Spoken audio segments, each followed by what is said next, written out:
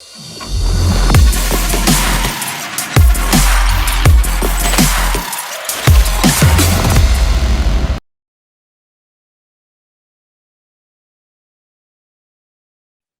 my name is Anish Mohammed. I'm the co-founder, CTO, and chief scientist of Panther Protocol.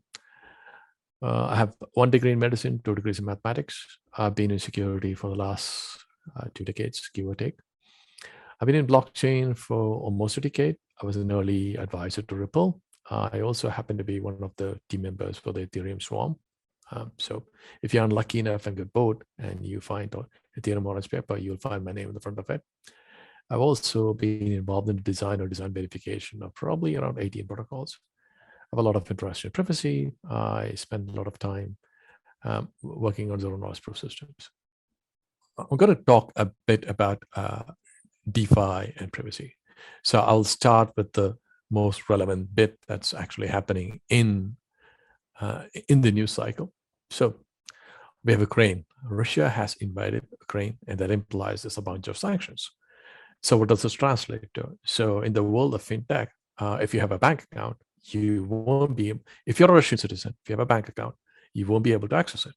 So for my protocol, my chief architect is based out of Moscow. He no longer can access his account, right? And this is not the first time such instances happened. And you could say, yes, Ukraine is a bad thing. I agree. I might agree with you. But the principle that states can actually control the ability to do anything is something that not everybody agrees to. So there are a bunch of people who are called cypherpunks. This is the definition that Wikipedia has. A cypherpunk is any individual advocating widespread use of strong cryptography and privacy enhancing technology as a route to social and political change. So what that implies is like this movement started a while back. It's in the 1980s. And they started looking at cryptography as a way to actually provide some mechanisms to provide privacy in the larger society. And this resulted in a Usenet group. I don't know who among you would have actually seen a Usenet group.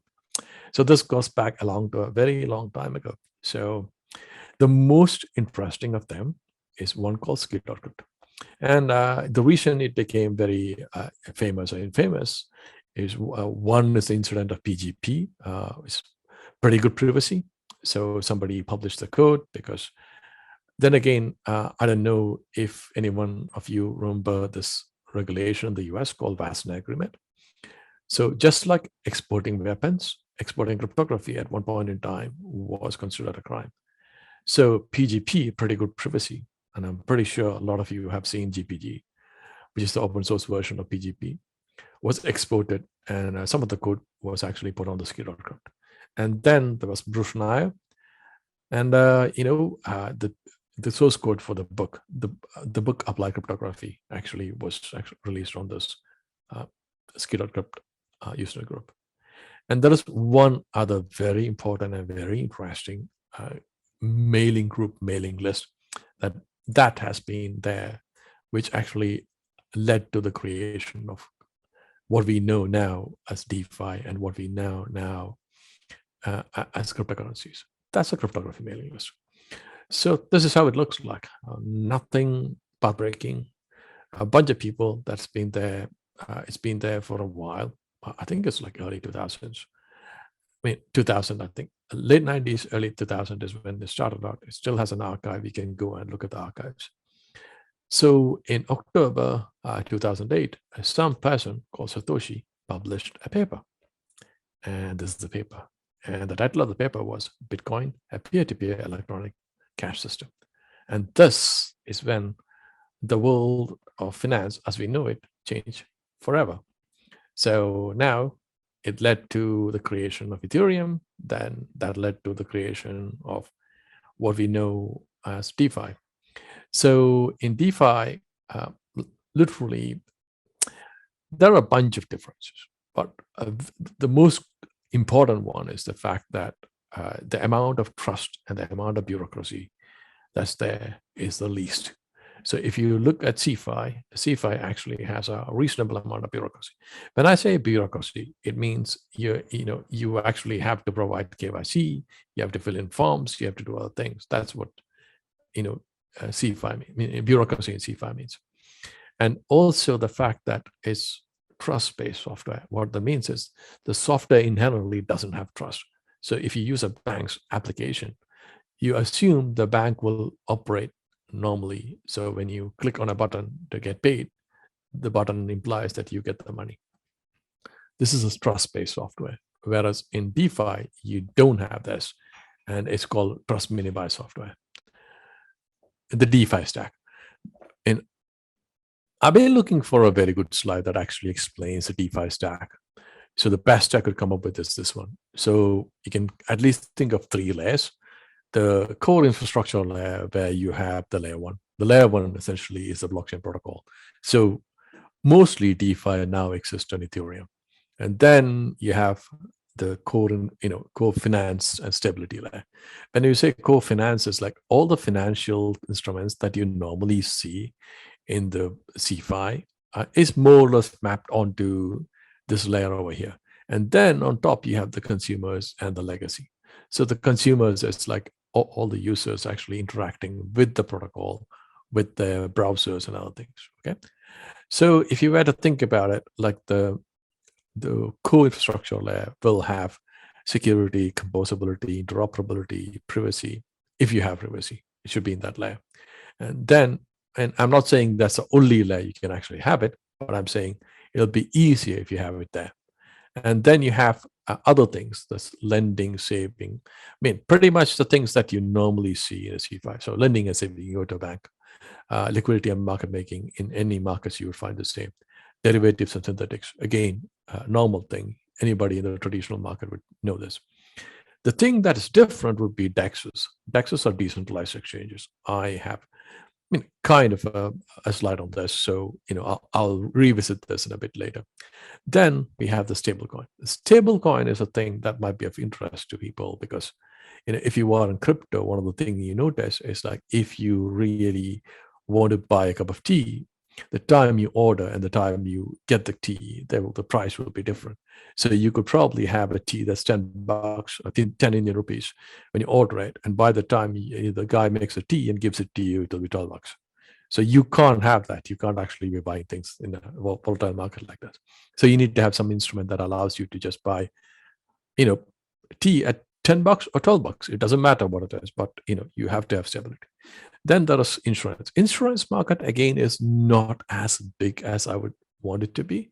So the insurance market currently in DeFi is mostly Nexus. And I think at best it's like 300 mil. So you want to have a massive insurance, you would find a struggle to actually get insurance. Then there's payment. Payment is like pretty straightforward. Okay, let me walk you through a bit of this so you understand what this is. Let's look at DeFi. Let's imagine decoding DeFi into its pieces. So I was just describing what stablecoins are.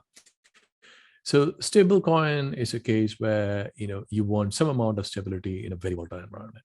The example I gave is like, imagine you want to buy a cup of tea. So you go to the shop, say it's like when you ask the tea wala, chai wala, how much the tea was cost, it says like $12. And it could be inflationary or deflationary, bull market or bear market. So bull market could be like the price would go up, but a bear market the price would go down. So it could be either like $10 or $14 when you get the tea by the time he makes the tea and gives it to you. And then there are a bunch of coins that actually give you this: USDT, USDC, DAI. DAI is the one that's closest to Ethereum, and it's like one of the first stable currencies that's available on Ethereum. And lending and borrowing. So a very good example of lending and borrowing protocol would be Aave. So it allows you to lend and borrow. Then market making and liquidity. Like market making and liquidity, typically it actually falls into the bucket of decentralized exchanges. And as you would realize, decentralized exchanges form pretty much the backbone of everything that actually happens. But there are lots of other protocols. There are protocols that actually provide derivatives in synthetic assets. Synthetics would be a good example of that. So OPIN would be an example of derivatives, actually options in that sense. So then there's DEXs, relays, and aggregators. So aggregator could be a good example, would be 1inch. So it actually goes to different places, aggregates all the things, and gives it back to you. Decentralized insurance. This is an interesting innovation from the old world passed on to the new world. So what has happened here is in the UK, there is this cooperative law that allows people to work together to have a cooperative and agree on things. They use this to actually create an insurance. It's called Nexus Mutual. So payment gateways, fiat bridges, and other things. So you think of world in two halves. One half is the crypto world, another half is the real world. If you want to come in from the real world into crypto, there's an on-ramp where you come in from the real world, you have some fiat and you give it, get some crypto and get it. Off-ramp is like you go from the crypto world and get some money and go into the real world, that's with physical world with some, cash, right? And one of the things I really wanted to, highlight is like how much the world have moved in a very short period in time. So in 2020, during the lockdown, I happened to be teaching in a couple of universities. I was teaching at Harvard Space, at Berlin, and I even taught at Carnegie Mellon. So to create some slides, I took a screenshot of the state of the market on the 10th of June, 2020. And at that day, it was total value that was there in DEXs was 66 million, right? And Uniswap was the biggest, exchange that was actually DEX. Okay, so there's a definition of decentralized exchange. I'll read for you so that you don't feel confused about it. Decentralized exchanges are a type of cryptocurrency exchange which allows for direct peer-to-peer cryptocurrency transaction to take place online securely without need for intermediary. Okay, what does this really mean? So typically what this means is if you go to a normal exchange would actually take your money or take your currency. Okay, let's walk this through from end to end. Okay, imagine I want to buy $100 worth of ETH. So how does this work? So I go to a normal exchange, say go to Binance. I have a bank account. From my bank account, I send my money to Binance. Okay. So Binance now holds it, right? And now on the other end, imagine you want to actually sell this 100, ETH, $100 worth of ETH. So your $100 worth of ETH you send from your wallet to the wallet of the exchange. So now the exchange has two things. It has both the money and the and the asset, and the transaction actually happens on the order books of the exchange. So this is the thing. So there's an intermediary that is there. So the key here is like if you look at the value, it was just 66 million. Okay, it is so tiny. And I looked at it today. So today it is 24.5 billion. Okay, and Uniswap, the thing that was 66 million, is 7 billion, right? And that is give or take 18 plus months of growth, right? That is a ridiculous amount of growth. So DeFi as such has been growing massively. And I just wanted to, make sure that everybody recognizes the fact that, DeFi shouldn't be underestimated. And, given the rate of change and the rate at which it's growing, it is very likely it will have significant value in the ecosystem. Now, let's switch gears to talk a bit about privacy and why it all really matters. What is privacy? So privacy is defined as the ability of an individual or a group to seclude themselves or information about themselves and thereby express themselves selectively. So, this generally means like you decide what you want to reveal to the outside world. Now, why is this so relevant? It's relevant for multiple reasons. We live in the world of data, okay? This is a thing that was there on the front of the Economist magazine a long while back. I think like 10, 15 years ago now. So the players there are Amazon, the Uber, the Microsoft, the Google, the Facebook, the Tesla. So what are they doing? They are actually using the data that the end users create and creating value out of it. And then by doing so, they are running an arbitrage against the user, right? And this was kind of captured by the term surveillance capital. So there's this lady called Susanna Zuboff, I believe her to be a professor in psychology department in one of the US universities. She coined this term in 2014, and it essentially means commodification of personal information. So now you might wonder what this really means. So this means like when you use Google, when you use Facebook, your data is actually used by Google and Facebook, and they actually convert that into the advertising revenue, and you become a commodity in that sense. And there's also this very interesting construct that's there. So I believe his name is Samuel Abusman. So he created this construct called the half-life of data. And I would also extend that to say the half-life of permissions. So not all things about everybody is always correct. Okay, so imagine I give you my address. My address would be, valid for maybe a couple of weeks, maybe a couple of months, and then it just changes. So even if you have my address, it might not be an accurate one. So this implies the half-life of data and half-life of permissions. Permission essentially would be, I give you permission. So imagine I give permission to Google to allow reading my calendar. I might want to revoke it, and I might want it to be revoked like automatically within a month or week. I mean, this is what half-life of permission would be. So why are we talking about privacy now? So everybody in DeFi world now recognizes privacy as one of the biggest challenges for DeFi to lift up. This is not me talking, it's Forbes talking, right? So this is the head of investment of Blockchain Value Ventures writing an article saying, privacy is the biggest challenge that's actually preventing, DeFi from taking off. And now there's a very interesting construct with regard to this that I want everybody to actually think about. So there's this very, very famous cryptographer called David Shom. In 1985, he said, security without identification will make Big Brother obsolete. What does this really mean? So generally speaking, if you want to actually have to authenticate yourself to anybody, you have to reveal something about yourself, right? And if you could actually achieve this without revealing anything, then the ability to do surveillance decreases significantly. And yes, in a few years' time, this paper was published in 1985. In 1989, there was a paper published, and it actually started a new set of protocols that are known zero-knowledge protocols. So in general, the zero-knowledge proofs, zero-knowledge protocols are protocols that allow you to prove something without actually revealing how you do it. So let's take the example of this room. This room has one door over there.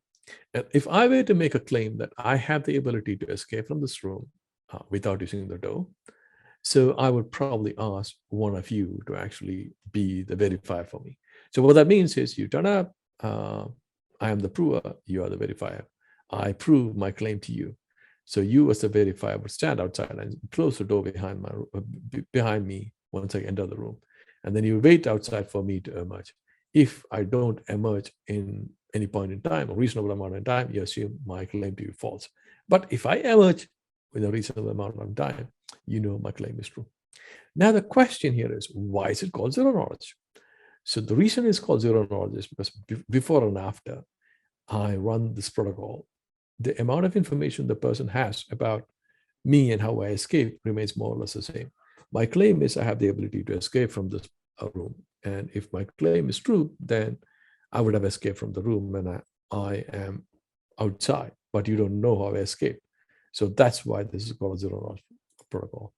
And this has a couple of other interesting constructs. It's called completeness, soundness, and zero knowledgeness. I already described what zero knowledgeness is. The verifier doesn't learn anything else about the prover solution. So, the solution in this instance is how do I escape from the room? And he knows, nothing more about my ability to escape other than what you already know, which is that I can't escape. Then there's this construct called soundness. what it means is prover can only convince the verifier if they're actually telling the truth. Now, this is the most mind-blowing aspect of zero-knowledge protocols. It's like, prove completeness and soundness. Completeness, if prover is telling the truth, they will eventually convince the verifier. So imagine in the real world, you run a zero-knowledge protocol. So there are these two parts. The completeness and soundness implies that you can't bullshit anybody. So if you try to bullshit anybody, you won't be able to convince them. And if you tell the truth, other party will be convinced. That's essentially what completeness and soundness really means. And now, until to 2013 or so, all zero-knowledge protocols were interactive. What that means is it's like the room, and you have to interact with the verifier to actually prove something. And what has changed is there was an introduction of a non-interactive zero-knowledge proof, succinct non-interactive argument of knowledge. That is what you call SNARK. And it resulted in, literally having a new form of payment system that can provide privacy. And the first iteration of this was called Zcash. So Zcash has the ability to actually, provide you the ability to spend without revealing anything about, you or your transactions. And more improvements continue to happen. The improvements that happen include stocks, scalable, transparent, post-quantum secure, zero-knowledge proof system, right? So this, happened in the first iteration of this paper. Actually, it was published in October, November of 2017. In 2018, Eli Daventov and the rest of the people. So Eli was involved in the initial SNARK paper, and then he also worked on the STAR, and he now has a company called StarkWeb. You might ask me why this is important in that sense. There are two reasons why this is important. SNARKs actually required this process called setup, so you could actually create a proving and verification key. And also, the security of SNARKs depend on public key crypto system, especially the elliptic curve discrete log problem. Okay, so this problem, if you have a quantum computer, going by the law, the finding of Peter Shaw, you can actually solve it much faster. So you can actually solve it in linear time. So SNARKs have that problem, and every crypto, asymmetric crypto that we currently use, have the problem. However, STARKs don't have that. Okay, so A, it doesn't require a setup process, and B, it's resistant to quantum computing. Okay, there is also other ways of providing privacy, and this is Infineon's chip. So it's a TPM. This is an old one. This is not a new one. So what is TPM? So TPM is a trusted platform module. So what it does is actually stores, uses, and reports a biometric measurement of software executing on the host platform. Essentially, what this means is if you're running a software, you can actually check and verify, and let you know if the software is actually running properly or not. Okay. And this comes in handy. You can actually say you need to actually have some security or privacy requirements, and you could actually make sure the privacy requirements are met. Now, there is also this other mechanism, which, it's called differential privacy, right? Differential privacy works in a slightly different way. So there's slight changes made to the data set. So overall, the data remains more or less the same, but the slight changes will actually help you provide privacy for the people that are in the set. Now, you might ask me, why is it that privacy is interesting for all the people? Okay, I'm going to give you a couple of examples of why this is interesting. So in the real world, there is this thing called alpha. So if you want to deploy a strategy, the difference you have with everybody else is called alpha. And one of the very well-known hedge funds that actually is supposed to give very good return is Renaissance Technologies. And you might ask me, why are we interested? Because the reason we are interested in, nobody outside actually knows how Renaissance Technologies strategy really works, because it's private. So you might also wonder what an alpha is. It's a term used in investing to describe investor strategy to beat the market or the edge. So it's also described as the excess return or the abnormal rate of return. So if you actually have a market and you have, normal return of 10, if you manage to make 20, that's an alpha. Okay. So you have a strategy that actually gives you this alpha. So, now that we actually talked about, alpha and markets and everything, we need to actually think about market making. How does a person who wants to sell and a person who wants to buy, interact to actually find the price? So imagine there are buyers in the bottom and sellers in the top, and there is like a sell and buy going on. So the difference between the sell price and the buy price is called the spread, and in this instance, it's like $100. So you want to actually keep the spread and have enough of liquidity in the market, so you could actually make sure that people are able to buy and sell goods.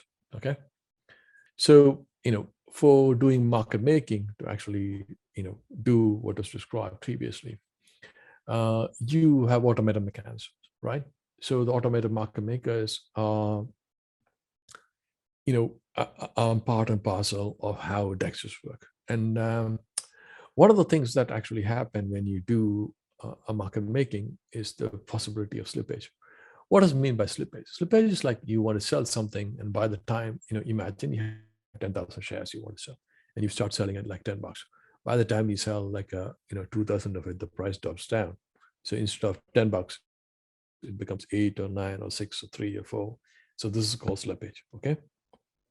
So, for any markets to be actually profitable, you need to have enough of, retail volume, right?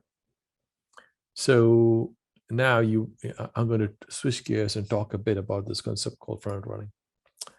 So this already exists in the normal markets, and this is just being copied in the DeFi market. It's nothing different. Things that existed in the real world became copied over and exist in the DeFi market. Front running is also known as tailgating. It's prohibited practice of entering into trade, options, futures, whatever it is, based on swap to capitalize on advance public knowledge of pending transaction that will influence the price of the underlying security. So let me give you an example and try, walk you through how this works. So imagine you are on eBay. You actually see a friend going to buy a car, and he tells you, or she tells you how much they're willing to pay for the car. Now that you know what model they're looking for, you could then go on eBay and buy all the cars that they want to buy and put it listed in your name at a price that's higher than the price that they on the market. Because your friend is actually going to buy, you can actually get the gap between the price that you actually bought the car from and the price that you actually sell it. And this is pretty much what front running is. If you're really interested, there are like 2 books that I really recommend that you might want to have a look at. So one is from Michael Lewis. It's called The Flash Boys. And the second one is more detailed, and it's about, how dark pools really exist. And when I was talking about Renaissance technologies, I was describing why the strategies are not known to anybody. But that's because of the dark pools, and this is how it exists.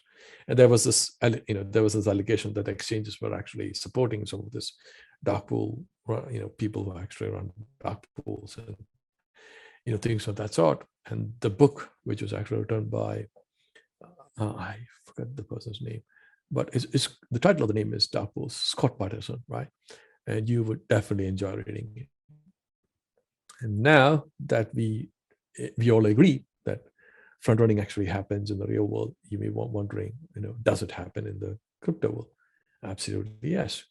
So this was actually, the paper was first published in 2019. It is called Flash Boys 2.0, Front Running Transaction Reordering, Consensus Instability in Decentralized Exchanges. So front running, we already described. Transaction reordering is like you submit a bunch of transactions, you reorder them so that somebody else can benefit.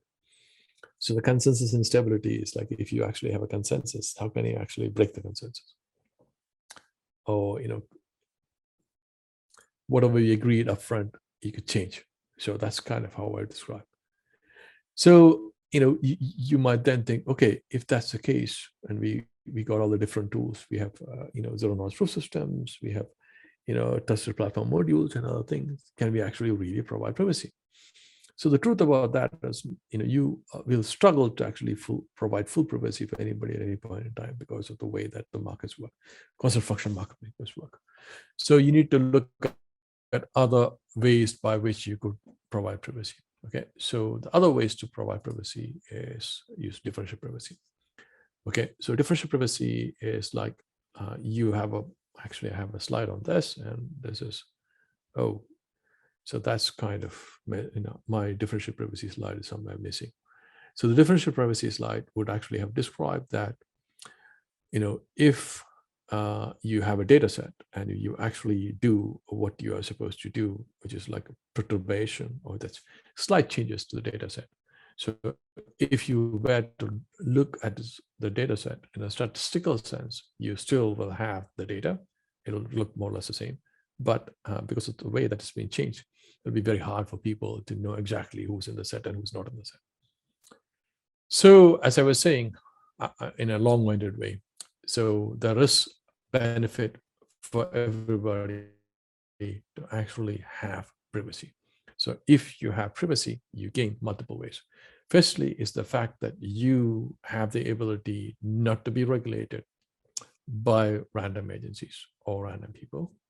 Again, I'm not saying the regulation is a bad thing or a good thing. It's just that regulation preventing you from doing transactions in certain parts of the world could be very, very restrictive. And it is possible that you can also have both KYC and privacy. So my protocol, for example, does both. Allows you to actually have KYC, as a know your customer. So you submit your passport, your Aadhaar card, you do the verification, and then you have your KYC, and then you do it. So whenever I talk about DeFi or I talk about blockchain, there's always this construct called cryptoeconomics. Cryptoeconomics is like I would say, the child or the hybrid child of cryptography and economics in that sense. So it kind of describes, demand and supply and the production and consumption of digital goods in a decentralized economy. One of the key things that's in there is this concept of incentives. So everybody has an incentive, and I really, really like, Charlie Munger. Charlie Munger, is a partner of Warren Buffett. So these are the two guys who have been running a fund for a very, very long period of time, and they've got enormous, a public one, not like Renaissance technology, so people know what they do. And they have been very successful. They have been successful the last 50 years. And this is what he said: show me the incentive and I'll show you some outcome. So this is what I would say about privacy. If there is an incentive for privacy, there will definitely be privacy. And if there's an incentive for privacy in the sense of actually providing resistance, maybe resistance to front running, resistance to other behavior that actually takes away from an average user the ability to transact and have a private life. And I should probably start by quoting William Gibson, because William Gibson is somebody who said something very, very, very insightful about how to look at the future. So this is what he said: the future is already here, it's just not evenly distributed. So all it means is, like, if you look carefully and if you look wide enough, you will see places where you will have privacy and you have DeFi coexisting. And similarly, like, whatever we think what the future is, already existing, but it's just that you have to look very carefully. So that's pretty much all I have to say. So, this is my thesis. The thesis is, privacy is key. Privacy actually adds value to human society. Privacy is the basis of democracy, and privacy is necessary for financial transactions. The current set of DeFi doesn't really allow enough of protection to DeFi. And a lot of people think, for DeFi to actually become mainstream, you need to have privacy. And I believe there is enough of technology out there. I gave you some notions of zero-knowledge proof systems. I talked a bit about snarks. I talked a bit about trusted platform modules. And there are differential privacy and other things that are there. All of them could actually provide you with privacy. And again, as I was saying, that is not a silver bullet. You can't solve all the problems straight away. There are some trade-offs that are there. So we need to actually understand exactly what the trade-offs and where we can actually provide privacy for what. And as I was saying, if there is an incentive, there will always be an outcome. What that implies here is like, if privacy is a real need, there will definitely be protocols that will actually start providing privacy. And I think the market is a huge validation for this. So if you were to look at the zero knowledge ecosystem in the last 3 to 6 months, we had close to $1 billion investment. And one of the biggest investors is Polygon. So Polygon has actually invested $400 million in May protocol, $250 million in Hermes protocol. Then you could actually see Alio raising $200 million for their Series A. A bunch of other people. Like if you sum it up, it's like $1 billion and nothing, right? So definitely ZKPs actually seem to be getting a lot of attention, and a lot of it is actually towards privacy. They're also being used to provide some scaling, but in general, you are seeing this enormous interest in ZKPs. So to me, the way I think about it is there definitely seems to be some interest in providing privacy for DeFi, and ZKP seems to be the kind of solution that's actually helping it. So thank you all very much, and feel free to drop me a note if you have any questions.